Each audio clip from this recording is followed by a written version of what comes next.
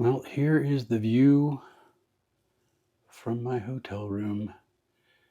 A little bit of a gray day today. I don't think it's supposed to rain though, so that's good.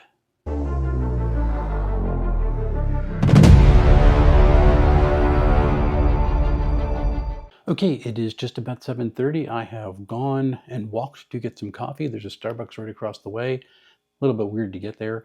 Had a hotel breakfast. Tried to have things that were not going to completely bloat me up, so that'll be nice too. Did eat a waffle because I figured I'd eat a little bit of carbs. And just about getting ready to go over. So registration opened at 7. I'm not sure when the vendor halls are opening. My first game is at 10, and I will be hanging out until then, probably getting some footage and maybe editing a morning video. We'll have to see what things are like over there. But happy playing today for everybody who's at GameHole Con, and for everybody else, hope you enjoyed the videos. See you soon. 8 o'clock. Games are already starting. Some free tables over here. And I am right in front of Mandata 6, which is the Chaosium room. Yay!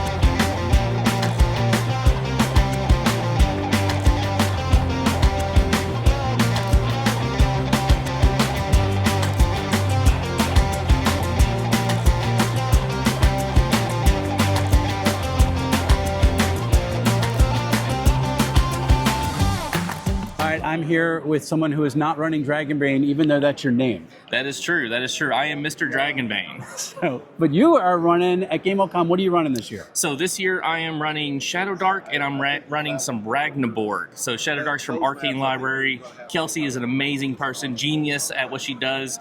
But I'm also running Ragnaborg, which is from Broken Brain Games. Yep. By Erica.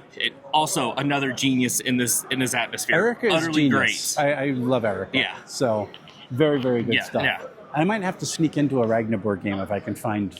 You know what? I'll send you a message with what time I'm running Ragnaborg, and Ryan. He's also Ryan Bullock. He's part of the Lurking Fears running games over here. Awesome. So he'll be running Ragnaborg. I'll tell you the times he's running that too. Yeah, because I've never sat at a Lurking Fears table.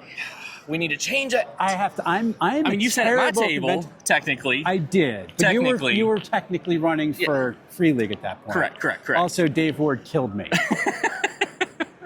Dave, I remember. I do remember, Dave.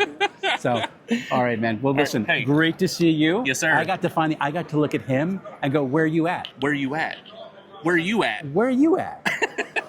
Okay, so I got here at about 8:30. It is now about 20 after 9. Been walked through the entire event space. GameHole Con's a nice, compact con. Reminds me a little bit of Page like that, probably a little bit bigger, although we'll see how Page turns out this year. Really friendly people. It's just the only word I can think of is a very chill atmosphere. Bumped into some friends on my walk around. Did a couple of interviews already, saw some really cool stuff. Going to run some of those interviews right now for you.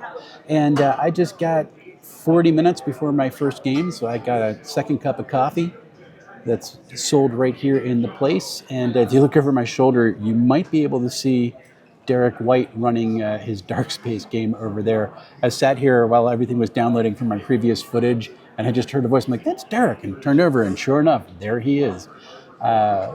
Just been really fun so far. Met some really cool people, and enjoying what's going on. So Talk to you soon. All right, so you are Paul Kelly, and you are with? I am with Limiting Factor Games. Awesome. And what are we demonstrating here? We're demonstrating Dynamaps. Okay, I'm going to zoom into this here real quick. Please do. So Dynamaps. Dynamaps are a modular mapping system that allows for fog of war while you're DMing or judging a game. Gotcha. So these pieces are non-slip game tiles. Okay. They're not magnetic. We call the surface magic. They're not magnetic. Nope.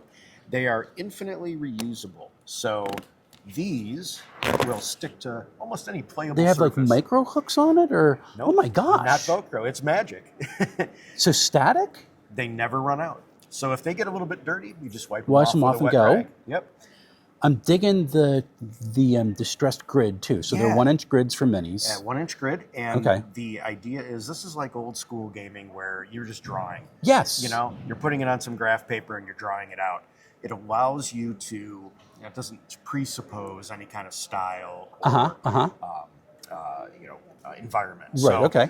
lay that down. That is our rooms pack. Okay. Comes with rooms of different sizes. All dimensions. right. And then you grab our Hallways. pack and throw those down as well. Oh my gosh. So that's if we want to wild. connect a hallway, Do you have like overlays there. for like doors and whatnot, or you just imagine the doors Absolutely, there? absolutely. So here's our intersections pack, and the intersections pack has all the gaps and connectors that you want: corners, wall gaps, closed, open doors, Stairways. stairs, and so on. Right. Awesome. So here we want a gap, and let's just grab one of our 5-foot wall gaps. And then that I'll stick drops right on down. top there. You notice these are on a black base, but Yeah. everything that goes on top is on a white base, so they stick So to they themselves. Oh, It's not going to move.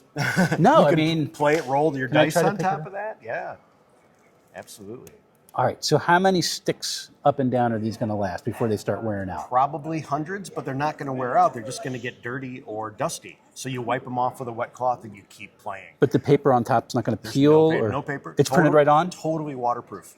You can spill on it. We've had these in water for over a month. You pull them out and they're just like brand new. So completely waterproof. Yep. That is so Yep. cool. So we've got these 3 packs: the intersections, the hallways, and the rooms. Okay. And this year we also have a bundle for large rooms. You can create very large rooms. Yeah, I was going to ask about that. You can create pretty big rooms with these. You would obviously Right, put so it's- one next to another and then put a gap across the entire wall. Gotcha. But if you want to go even larger, You can do- this comes with centers, Okay. walls, and corners. So you build out the center, the plain grid. You Okay. put walls around the shape that you want, and you put corners down where you have the. All right, this is very, very cool. I've looked at a couple of the playable ones go out, but they always are sliding around, and it's more work to put it out. Absolutely. So sticking on anything, Anything. and no one's going to scream at It works you. on tablecloth. It works on wood, plastic, game mats, battle mats, whatever you have. Yep. That's really cool. And if you've got your map down,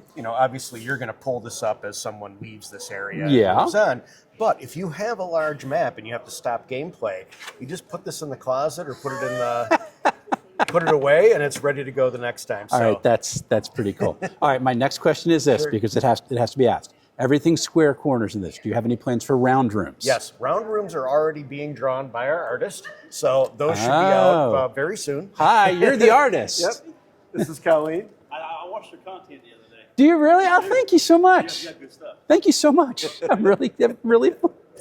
I never know what to say to that. pretty I'm good always to be embarrassed. recognized. Yeah. Nice to meet you, Kelly. Well, these are really cool. So when do you think the round rooms are going to be coming out? Round rooms are probably early next year. Okay, Yep, cool. They're already in the pipeline. How long has this been out for?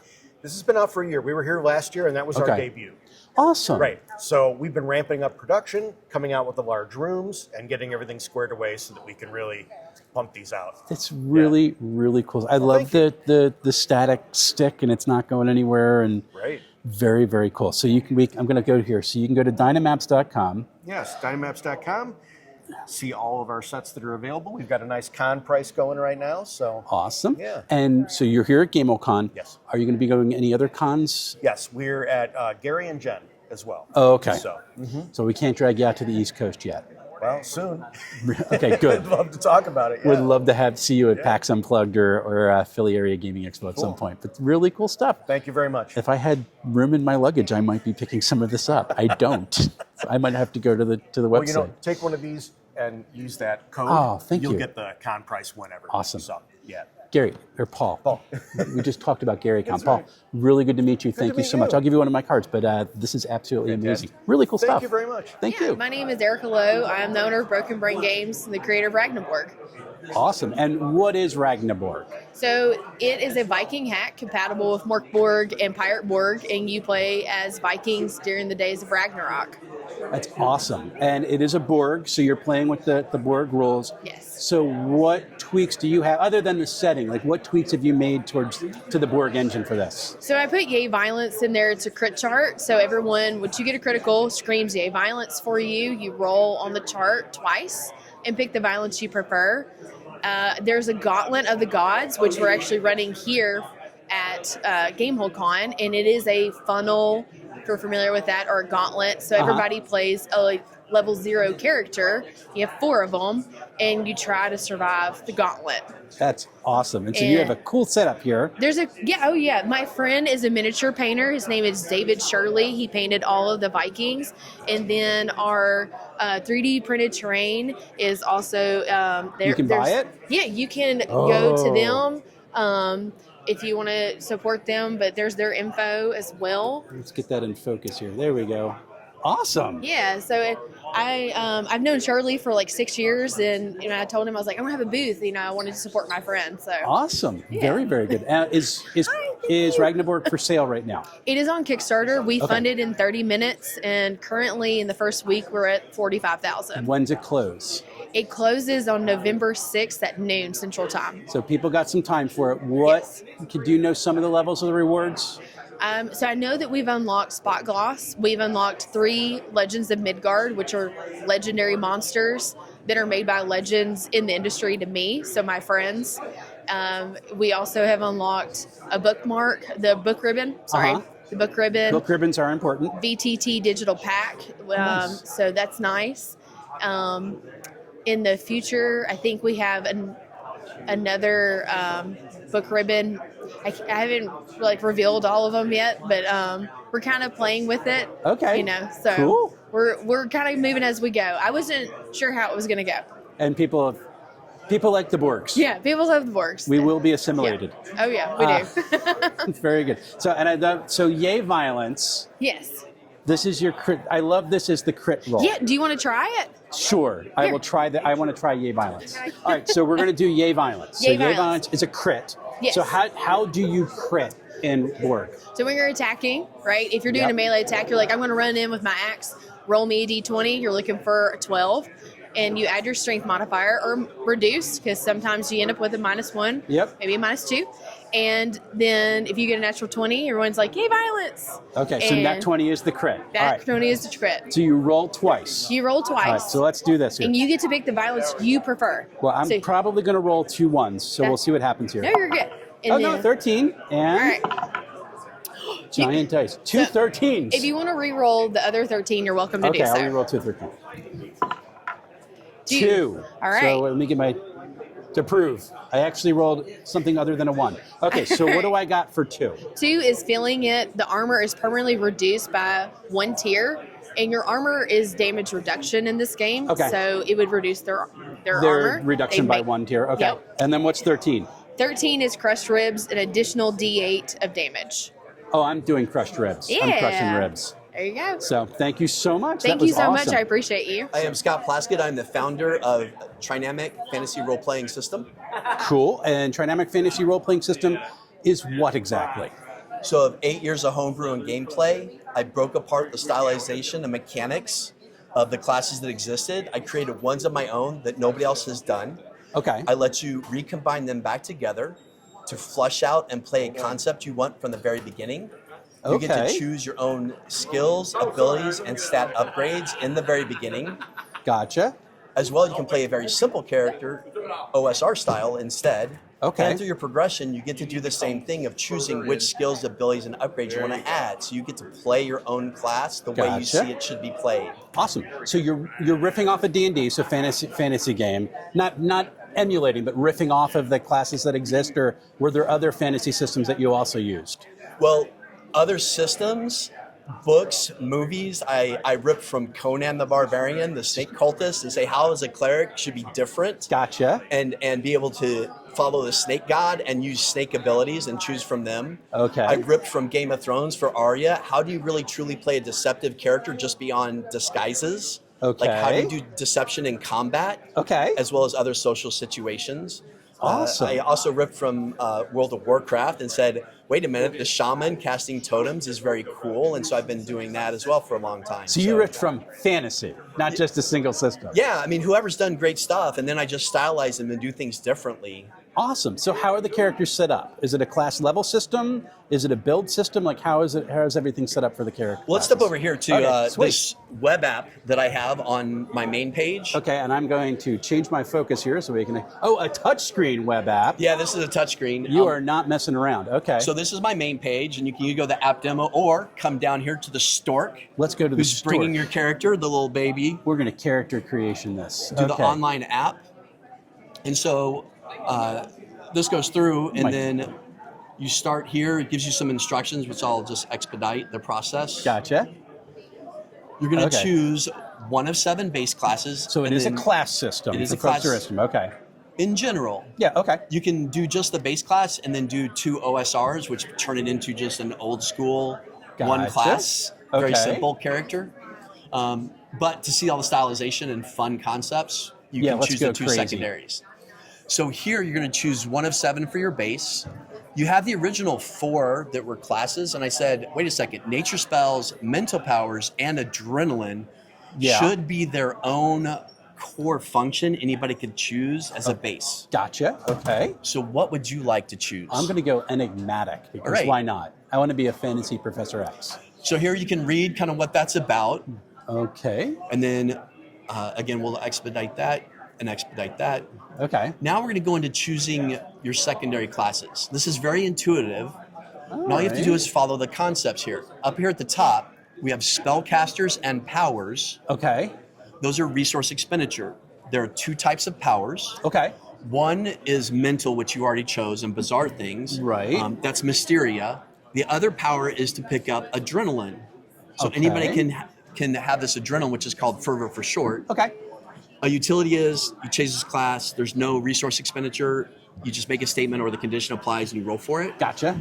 The hybrid is any combination of the 3. Okay. And then OSR is that simple old system numbers-based only character. Okay, cool. So which group, the yellow tab is the active group. Which group would you like to be in? All right. Do I play myself? That's a question.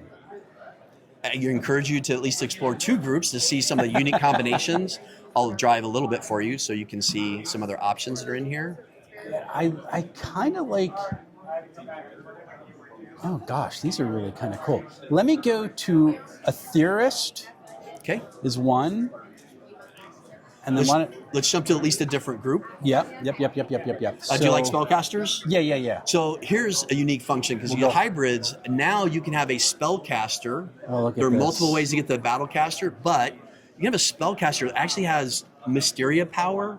Okay. Or fervor also. And so, for instance, you like spellcasters. So this is the orb wizard. They have special orbs that nobody else has. Got You it. use your adrenaline to cast the orbs. Okay. You use your normal spell system to cast your traditional spells, whether they're the wizard spells. Okay. And so, would you like me just to click that? I'm scroll that because I'm looking at the parson too. Okay.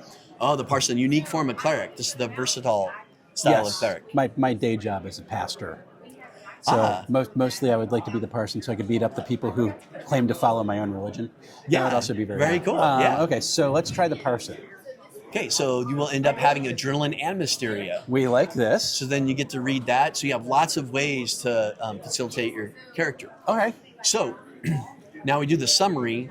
I'm in development phase 2 of 5. Okay. I just coded this part here. Okay.